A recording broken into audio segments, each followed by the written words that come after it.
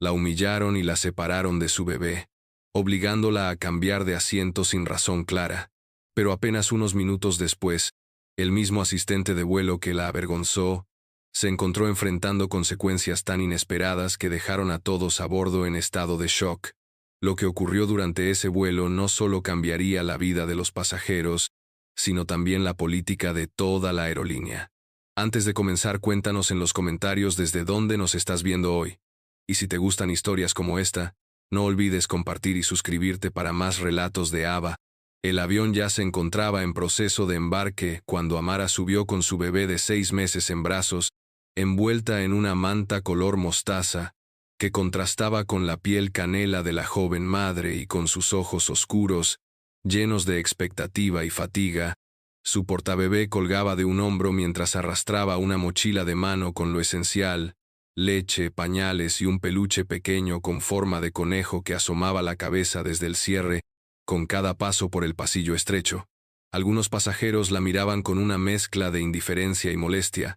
La sola presencia de un bebé bastaba para inquietar a algunos, pero Amara, acostumbrada a sobrevivir al juicio silencioso de la sociedad, se limitó a caminar con la barbilla en alto hasta su asiento asignado en la fila 6C. Se acomodó con cuidado, primero sentando al bebé en su regazo, luego asegurando el cinturón especial para lactantes, y finalmente guardando la mochila debajo del asiento frente a ella. En ese momento, una azafata de uniforme impoluto, rostro severo y andar firme, llamada Celeste Martínez, se detuvo junto a ella sin siquiera presentarse, y le pidió, sin disimular su impaciencia, que entregara su tarjeta de embarque.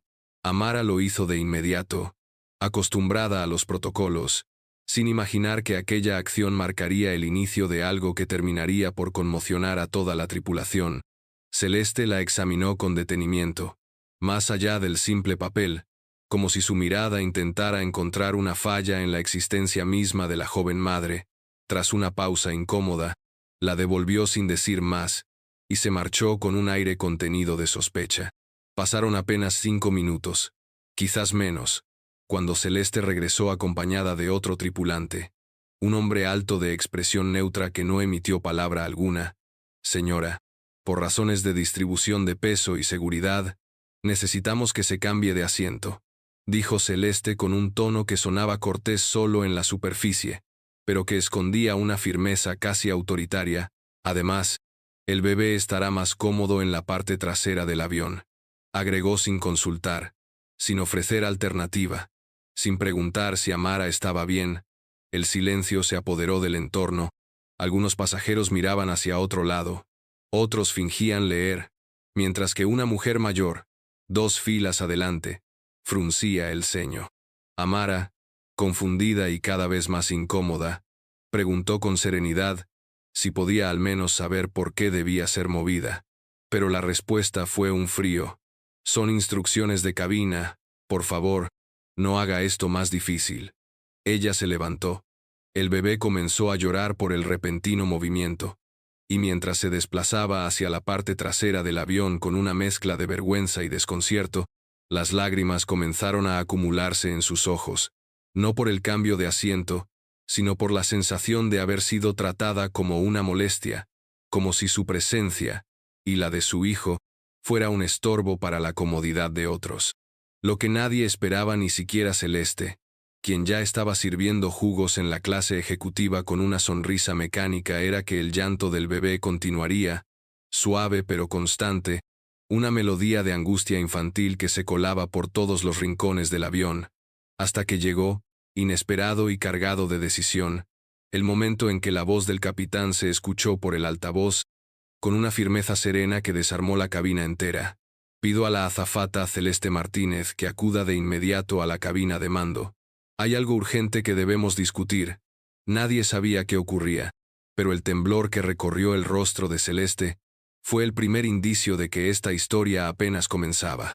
El pasillo del avión, normalmente tranquilo tras el despegue, se convirtió en un corredor de murmullos y miradas furtivas cuando Celeste, con los nudillos blancos de tensión alrededor de la bandeja que acababa de recoger, se giró bruscamente tras escuchar su nombre por el altavoz. No preguntó, no protestó, Simplemente se ajustó el moño de su coleta con un tirón nervioso y caminó hacia la cabina de mando, donde, detrás de la puerta reforzada y los controles brillantes, el capitán del vuelo la esperaba con el ceño fruncido y una tablet encendida que mostraba algo más que mapas de navegación. El capitán Ernesto Villalba era un hombre de voz grave y con postura impenetrable, con más de 20 años en los cielos y fama de justo, pero estricto. No era alguien que pidiera explicaciones a la ligera, y mucho menos que se involucrara directamente en asuntos de la tripulación. Por eso, cuando Celeste entró y se encontró también con el primer oficial, una mujer joven, de apellido Vargas, que apenas desvió la mirada de los controles, supo que algo se había salido del protocolo. ¿Hay algún motivo por el cual reubicó usted a una madre con un bebé sin consultar conmigo ni con el supervisor de servicio?, preguntó el capitán sin levantar la voz, pero con una firmeza que golpeó más fuerte que un grito. Celeste parpadeó, tragó saliva, y comenzó una explicación que ni siquiera ella creyó del todo. Mencionó distribución de peso, interrupciones potenciales y comodidad de los demás pasajeros, pero sus palabras se deshicieron como niebla ante la mirada cada vez más severa del capitán, quien levantó la tablet para mostrarle una imagen congelada. Era el video de un pasajero sentado en la fila 7B, que había grabado sin que Celeste lo notara el momento exacto en que Amara fue separada de su asiento. El video mostraba su rostro mientras sostenía al bebé con una mano y su mochila con la otra, y captaba el tono condescendiente de Celeste, que sugería, sin decirlo abiertamente, que ese asiento no era para gente como ella. El capitán deslizó el dedo por la pantalla y mostró un segundo clip, esta vez grabado por otro pasajero desde la parte trasera, donde Amara, sentada junto a un hombre que le ofrecía pañuelos, intentaba calmar a su hijo con una ternura que rompía el alma, mientras contenía lágrimas y murmuraba palabras tranquilizadoras. «No sé cómo lo ve usted, Celeste», dijo el capitán tras un largo silencio, «pero para mí esto no es solo una mala decisión operacional, esto es discriminación, y no tengo tolerancia para eso en mi avión». Celeste intentó interrumpir, balbuceó una justificación sobre mantener el orden en cabina, pero la primera oficial habló por primera vez, girando ligeramente la cabeza sin dejar de monitorear el altímetro. «Su comportamiento está registrado por al menos 3 pasajeros. Ya tenemos 3 quejas directas enviadas a través del sistema de Wi-Fi del vuelo. Y uno de ellos, por cierto, es periodista». Celeste palideció. El aire de superioridad que había mantenido durante años a bordo parecía haberse desvanecido con un solo golpe de verdad. «¿Sabía usted que esta pasajera es pediatra especializada en neonatología y viaja a dar una conferencia sobre atención infantil en zonas vulnerables?», añadió el capitán cruzando los brazos. Celeste no respondió. El silencio era su único escudo ahora, y fuera de la cabina, la tensión seguía creciendo, pues los pasajeros comenzaban a notar que algo inusual ocurría, especialmente cuando la puerta de la cabina se abrió, y el capitán, con voz proyectada y calma estudiada, dijo por el intercomunicador: «A los pasajeros en las filas 5 a 10, les pedimos unos minutos de paciencia. Estamos atendiendo una situación interna que ya está siendo resuelta». Y con eso, el equilibrio de poder dentro del avión cambió de rumbo. Mientras tanto, Amara seguía en su nuevo asiento, con el bebé dormido finalmente sobre su pecho, sin saber que su dignidad, ignorada minutos antes, estaba a punto de ser restaurada desde el lugar más inesperado de todos, la misma cabina de mando donde se deciden los cielos. A medida que el vuelo se adentraba en la serenidad del cielo, surcando nubes con la suavidad de un suspiro contenido, la atmósfera dentro del avión se tornaba espesa, no por el movimiento de la aeronave, sino por la tensión invisible que recorría la cabina como una corriente silenciosa que lo electrificaba todo, especialmente después del anuncio críptico del capitán, que hizo que varios pasajeros bajaran el volumen de sus películas, dejaran de leer, o simplemente se quedaran quietos, esperando algo, aunque no supieran exactamente qué. En la fila 22D, una mujer de gafas redondas y cabello recogido en un moño desordenado, periodista de una reconocida revista digital de derechos humanos, ya había comenzado a escribir frenéticamente en su tablet. Sus dedos bailaban entre palabras como exclusión, abuso de poder, microagresión institucional, y a cada segundo su mirada se desviaba hacia el pasillo, como si aguardara una confirmación oficial de que lo que acababa de presenciar no era simplemente un malentendido, sino un síntoma más profundo de una enfermedad silenciosa que muchas veces viaja en primera clase. En la parte trasera, donde la luz del sol se filtraba suavemente a través de las pequeñas ventanas ovaladas, Amara se mantenía en una quietud tensa, con su hijo profundamente dormido, su cabeza recostada sobre el pecho de ella, que respiraba despacio para no despertarlo. Sin embargo, en su mente, la tormenta no daba tregua. Repasaba una y otra vez el momento en que fue forzada a ceder su asiento sin más argumento que una decisión disfrazada de protocolo. Pensaba en todas las veces que la habían hecho sentir demasiado joven, demasiado negra, demasiado madre, demasiado incómoda para los estándares de otros, y aunque no lloraba ya, sus ojos tenían el brillo apagado de quien guarda el llanto dentro, solo sostenida por su dignidad. El asistente de vuelo que había acompañado a Celeste durante el momento de la reubicación, un hombre llamado Ricardo, comenzó a notar las miradas que los pasajeros le lanzaban cada vez que pasaba por el pasillo, algunas llenas de incomodidad, otras directamente cargadas de reproche. Incluso una niña, que apenas tendría 8 años, le dijo en voz baja cuando pasó junto a ella: «Esa señora no fue justa con la mamá del bebé», palabras que perforaron más profundo que cualquier reprimenda formal. Ricardo, nervioso, se acercó a la galera trasera y sacó su celular del bolsillo, revisó rápidamente los reportes internos del sistema de la aerolínea y confirmó que ya se habían acumulado más de 5 quejas directas sobre el incidente, todas con la misma palabra clave: discriminación. Fue entonces cuando algo completamente inesperado ocurrió. Una puerta lateral se abrió junto al área de servicio, y de ella emergió un hombre robusto, elegante, con una carpeta de cuero en la mano y una tarjeta colgada del cuello que decía simplemente: auditor ejecutivo, Skystar Airlines. Su presencia era tan fuera de lugar en medio de un vuelo comercial que varios asistentes se quedaron congelados al verlo avanzar con paso seguro por el pasillo central, hasta detenerse exactamente frente a la fila, donde Amara estaba sentada. «¿Doctora Amara Ledesma?», preguntó en voz baja, inclinándose con una cortesía que contrastaba violentamente con la rudeza con la que había sido tratada minutos antes. Amara, sorprendida, asintió, sin comprender cómo alguien sabía su nombre completo. «Vengo en nombre del comité ejecutivo de Skystar. Me encuentro a bordo en misión de observación anónima, y me han notificado sobre lo ocurrido. Quería disculparme personalmente en nombre de la compañía. Esto no quedará así».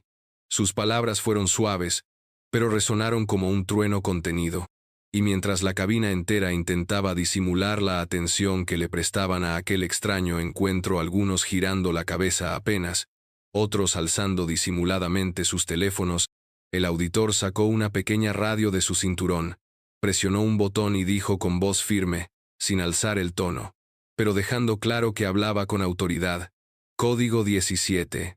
Ha confirmado. Procedan con el protocolo de intervención inmediata en cabina de servicio delantero». Una frase en clave que nadie comprendió, pero que hizo que Celeste, quien en ese momento servía café en la fila 3, derramara un poco sobre la bandeja al escucharla. Porque lo que se avecinaba no era un simple ajuste de asiento. Era una turbulencia de consecuencias. En los vuelos comerciales, hay momentos que marcan un antes y un después, instantes en los que el equilibrio frágil de jerarquías invisibles se quiebra, y todo el avión, cada pasajero, cada suspiro, cada silencio se convierte en testigo de una verdad ineludible.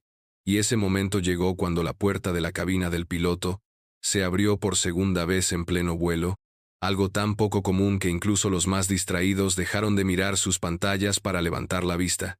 Y allí, bajo la luz tenue y azulada del pasillo, apareció el capitán Villalba, no con su habitual andar pausado, sino con pasos decididos que rompían la solemnidad del aire. Su rostro era una mezcla de compostura militar y decepción contenida, la misma expresión que usan los padres cuando saben que deben reprender, pero preferirían no tener que hacerlo.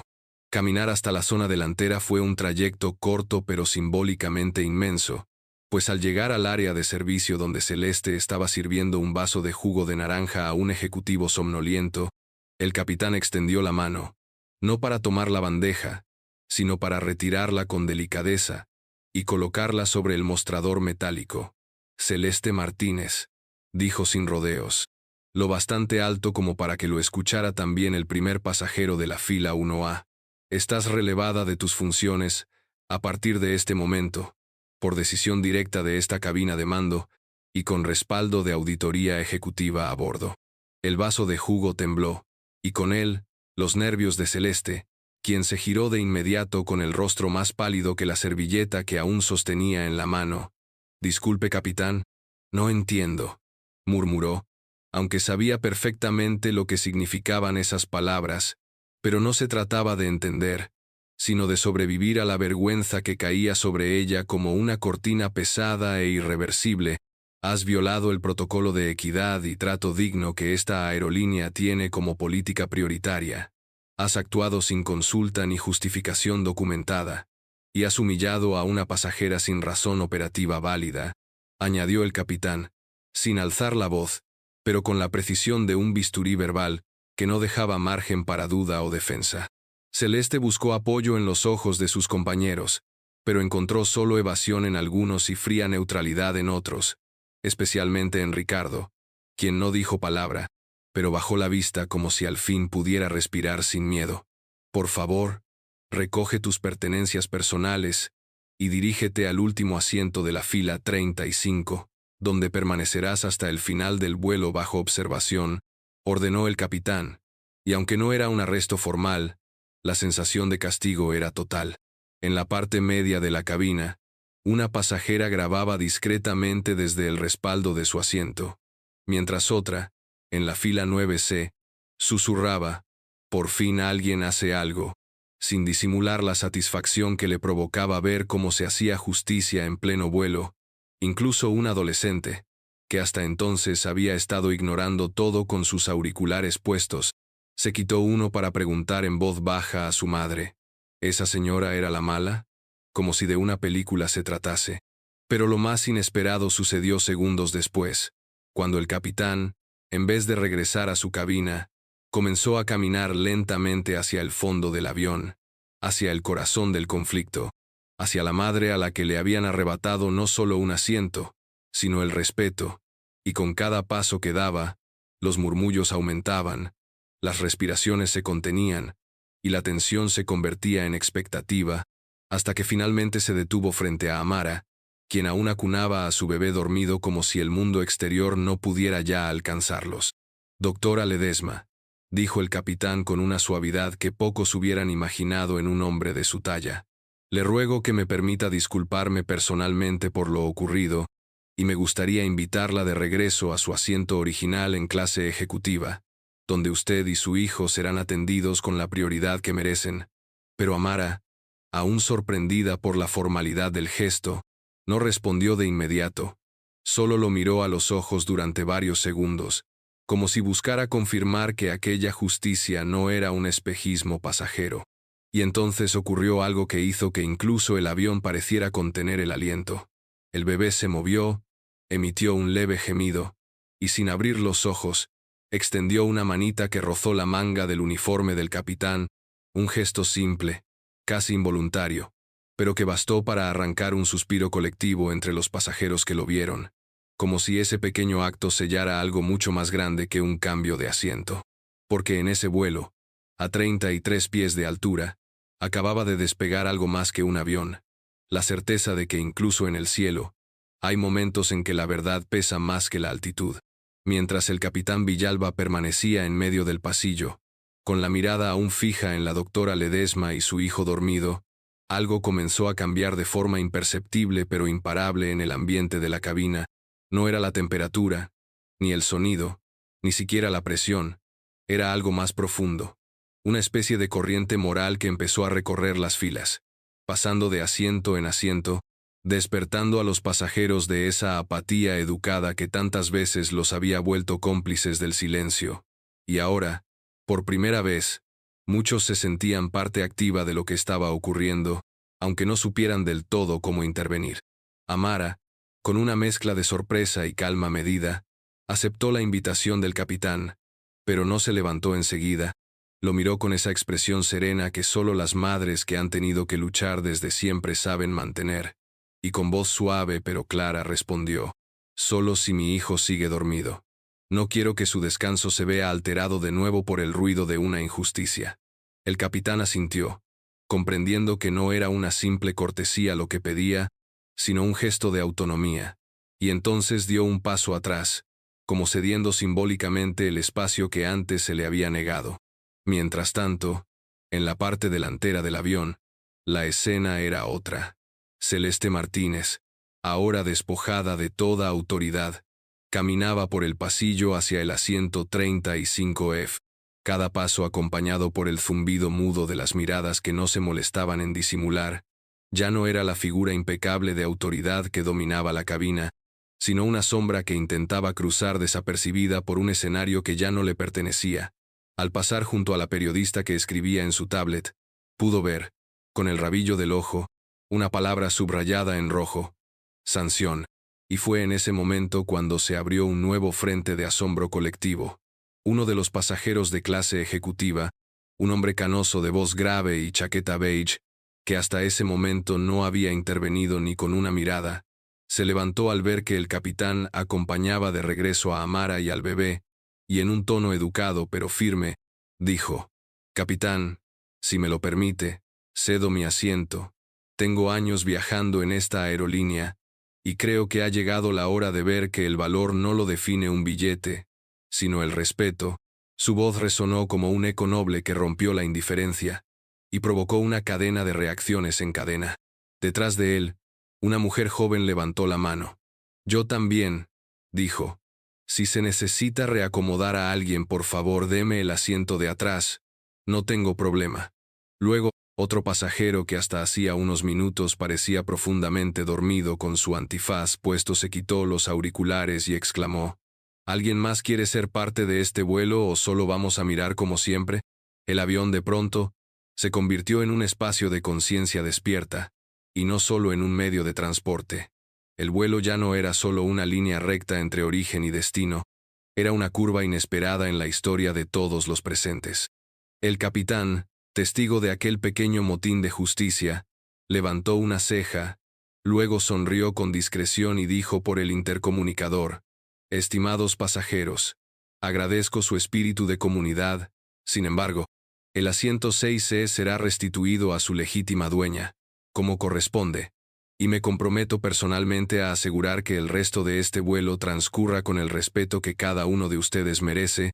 El aplauso que siguió no fue ensordecedor, no fue exagerado, pero fue sincero, cálido, como una ola que recorre la costa después de una tormenta.